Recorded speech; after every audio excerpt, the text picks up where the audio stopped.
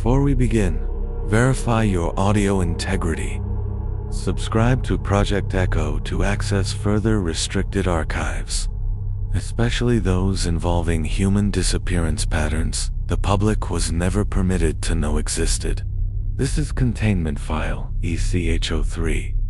It details the recovery of 4 missing children who vanished from the town of Blue Hollow in 1994, only to return 48 hours later without eyes and without memory of what occurred during their absence. The case was erased from all national missing persons databases by federal directive, not because the children had been found, but because of what they had become. You are now witnessing the only surviving account of the event, reconstructed from fragmented interviews, medical notes, acoustic logs, and one anomalous recording that continues to degrade every time it is played. At 6:14 p.m. on November 3rd, the first report entered the county dispatch. 4 children missing in the woods behind Old Briar Road. Local deputies formed a search line. Tracks were found, but they ended abruptly, as though the children had stepped upward into nothing. Witnesses described a faint humming in the air that night. Not a mechanical hum, not electrical, something softer, something closer to breath. For 48 hours, no trace of the children appeared. Not clothing, not footprints, not a single hair. The woods were silent, unnaturally so. According to the search teams, no insects, no birds, no wind. At 5:32 p.m. on November 5th, the children returned. They walked out of the woods in a straight line, perfectly spaced from one another, as if following a path only they could see. Their movements were described as calm, deliberate, and unnervingly synchronized. None of them blinked. A witness later stated, "It was like they weren't walking toward us, they were walking through us." When the children reached the first responder, he froze. He did not speak. The footage recovered later from his chest camera shows him stepping backward as the children lifted their faces into the light. Where their eyes should have been, there were smooth, unbroken surfaces of pale skin. No scars, no wounds, just a seamless covering, like the eyes had never existed. Despite this, the children seemed to look directly at him. The smallest child, Emily Parker, lifted her head and smiled. The smile was described by multiple witnesses as gentle, but the officer fainted the moment she did. The children were transported to St. Valerie Medical Center under federal escort. The local police were dismissed from the case within hours. Doctors noted that none of the children responded to light, sound, or pain stimuli, but all of them reacted instantly to low-frequency vibrations in the walls, turning their heads in perfect synchronicity. The most alarming detail was discovered during imaging scans. The sockets behind the smooth skin were not empty. Each socket contained a mass of fine, translucent fibers. They looked like strands of wet glass, branching inward like roots. The fibers pulsed. When doctors attempted to collect a sample, the children began to hum all 4 at once, producing a tone that caused medical equipment to distort and malfunction. The tone rose in pitch, vibrating the windows, until the attempt was halted. A neurologist stated the hum did not come from the throat. It came from within the skull. None of the children spoke during the first examination, but at 2:13 a.m., a nurse entering the isolation ward heard a whisper she believed came from the smallest child. When questioned, the nurse stated she did not understand the words, if they were words at all. She described them as shaped like speech, but not human speech. When she approached the bed, Emily turned toward her. The nurse ran from the room and resigned the next day. Over the next 12 hours, the children began to move with increasing precision, tilting their heads in unison to track sounds no one else detected. Several staff reported feeling watched even when the children were turned away. Their vital signs remained normal. No fever, no injury, no signs of trauma. Yet none of them blinked, slept, or exhibited emotional expression. By the third day, a federal containment unit had taken full control. The children were transferred to a remote research facility. Their families were issued non-disclosure agreements.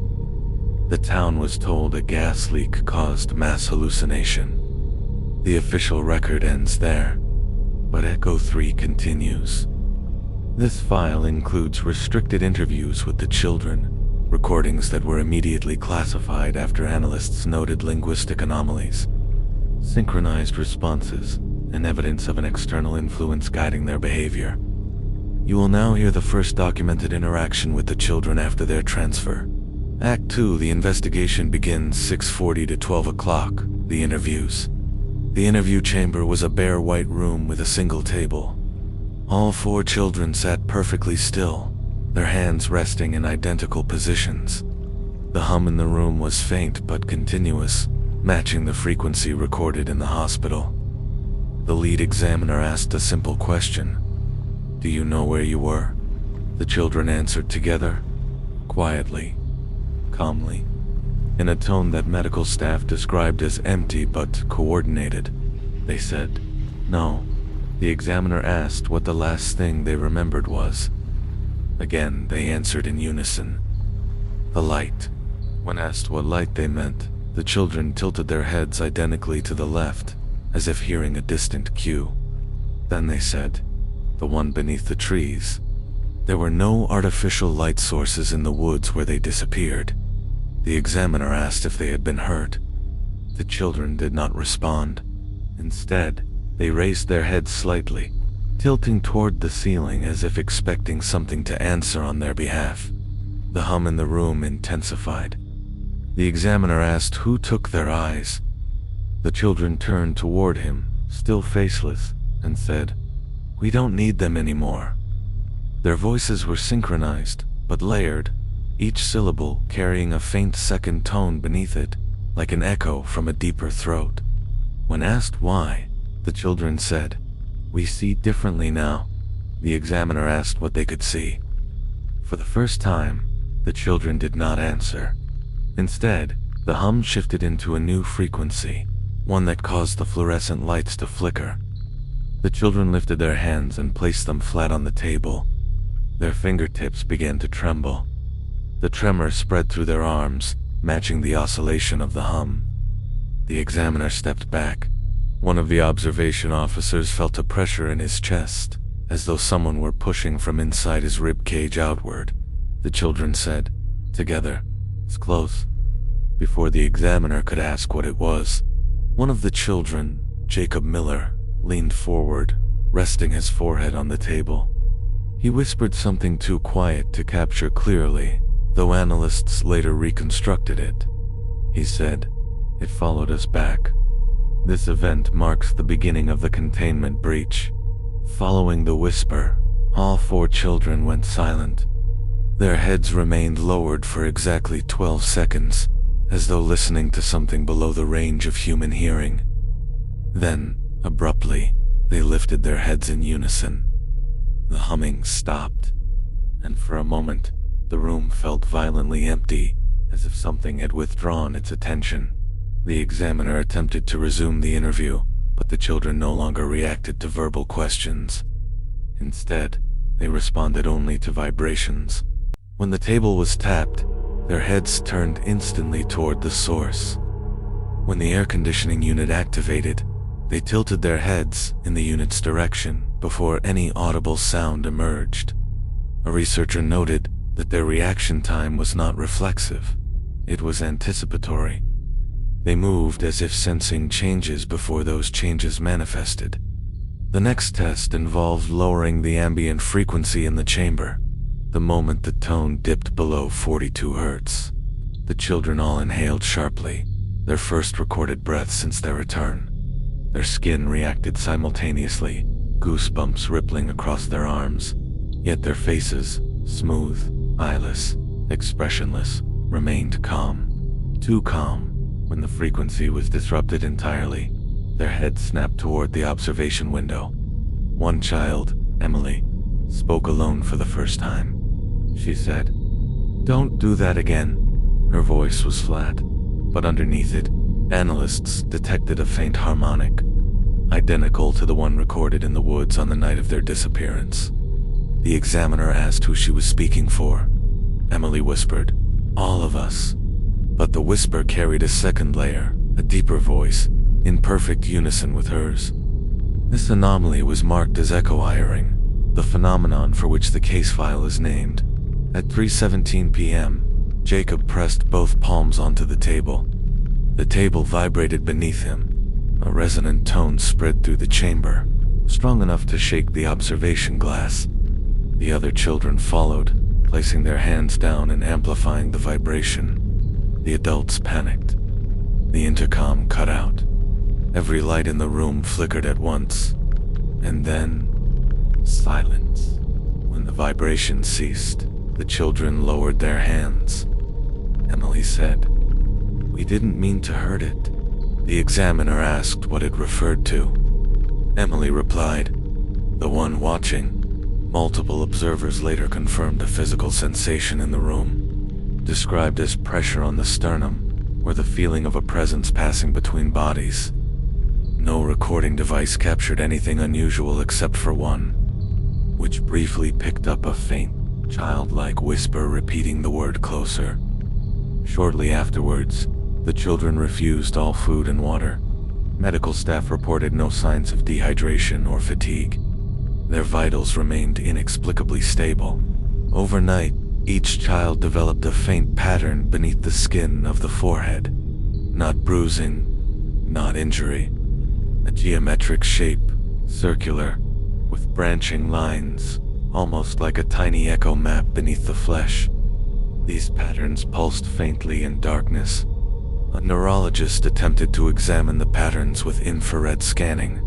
All 4 children turned toward the scanner simultaneously, long before it activated. They shook their heads in perfect synchronization. The neurologist discontinued the test. On the 4th day, behavior escalated. The children began to speak again, not in unison this time, but soothingly, as though completing each other's sentences. Emily began. "We weren't taken." Jacob followed. "We were shown." Daniel, "We were taught." Lena, "We were changed." When asked what they had been taught, the children responded by tapping the table lightly with their fingertips, producing a pattern of vibrations that mapped precisely onto the hum frequencies recorded in the woods. This pattern was repeated 3 times. On the 3rd repetition, every light in the facility dimmed. The power grid registered a sudden dip, as if something external had drawn energy through the building. The children smiled. Later that afternoon, the children stood up without instruction and walked to the far wall of the chamber. They placed their hands against the surface and tilted their heads. Their breathing patterns synchronized. According to the guards, the wall emitted a low groan, almost imperceptible, as though responding to pressure from the inside rather than outside. The children whispered together, "Almost here." The facility director ordered containment locks activated, but when the electromagnetic doors sealed, the room temperature dropped rapidly, falling 8 degrees in under 3 seconds. Inside the chamber, condensation formed on the children's skin, yet they did not shiver. Instead, they smiled faintly, as if welcoming the cold. Dr. Halloran attempted to question Jacob once more. When he asked what was almost here, Jacob blinked, or seemed to blink, though he had no eyes. The skin covering his sockets twitched like thin fabric pulled by a breeze. Jacob said, "The other." This word appears dozens of times across subsequent logs.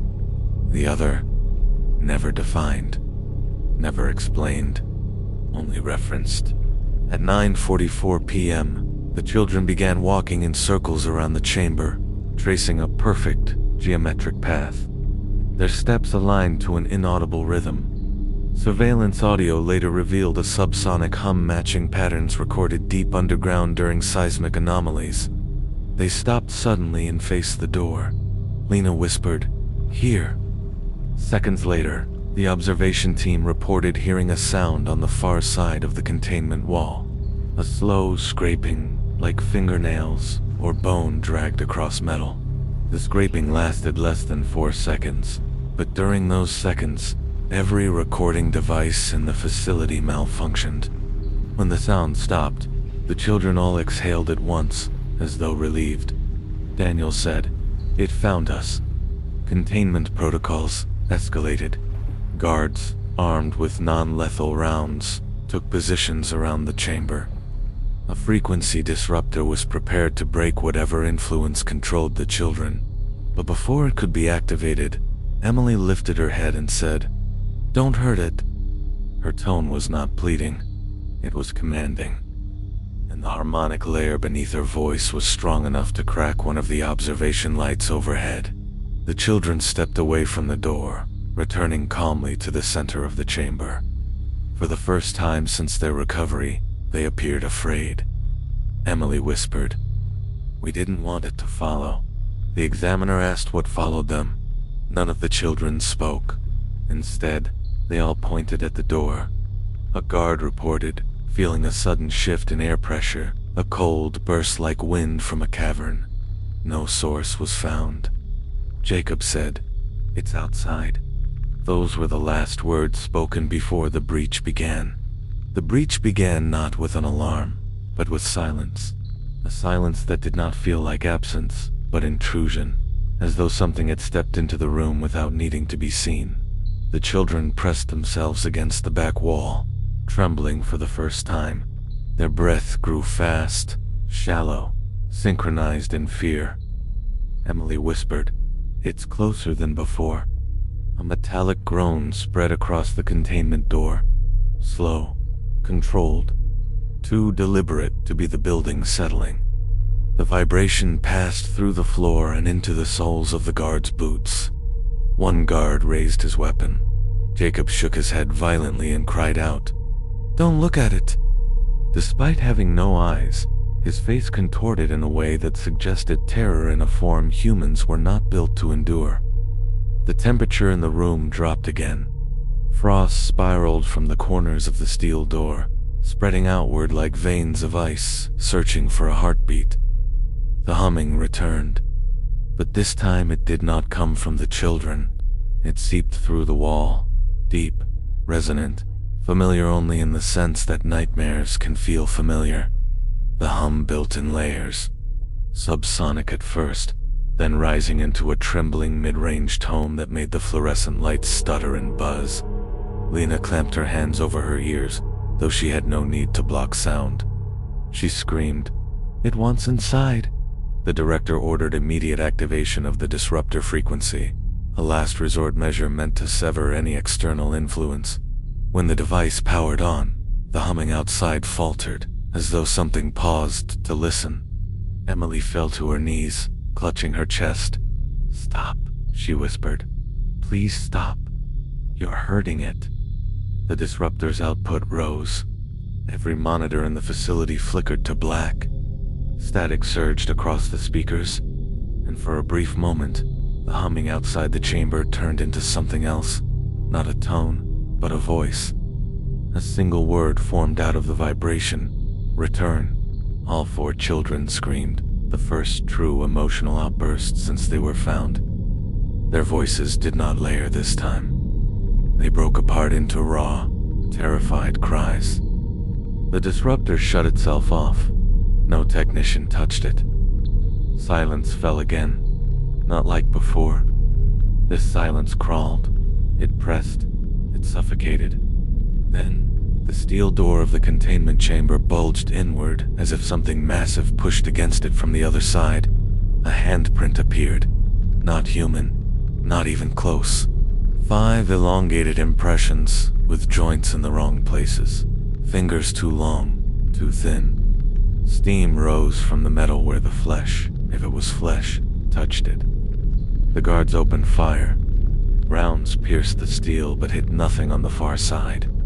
The children collapsed to the floor, curling into themselves as if bracing for impact. Emily lifted her head and whispered, "It's not trying to hurt us. It's trying to take us back." The pressure on the door intensified. The hinges whined. The metal bowed inward like a lung inhaling. Jacob crawled toward the center of the room, reaching blindly upward. "Please," he begged, "don't make us go back down. We can't breathe there anymore." The director ordered a full evacuation of the wing, but the emergency locks refused to disengage. Every access panel flashed the same message. "System override, external signal detected." Something was communicating with the facility's infrastructure. The hum returned louder, angrier. The children screamed again. The fluorescent lights burst one by one in a chain reaction, raining glass across the observation room. And then the door stopped moving. The hum ceased. The temperature rose abruptly. For a moment, everything stabilized. Emily whispered, "It's here, not outside the chamber, inside it." Every camera failed simultaneously. The security feed recorded only a flash of pale movement in the corner of the room before going black. The humans present did not see the breach. They only heard it, the scrape of something soft, yet immense, dragging across the floor. The children's breaths synchronizing into a single, terrified gasp, and a low voice whispering from everywhere at once. "Come."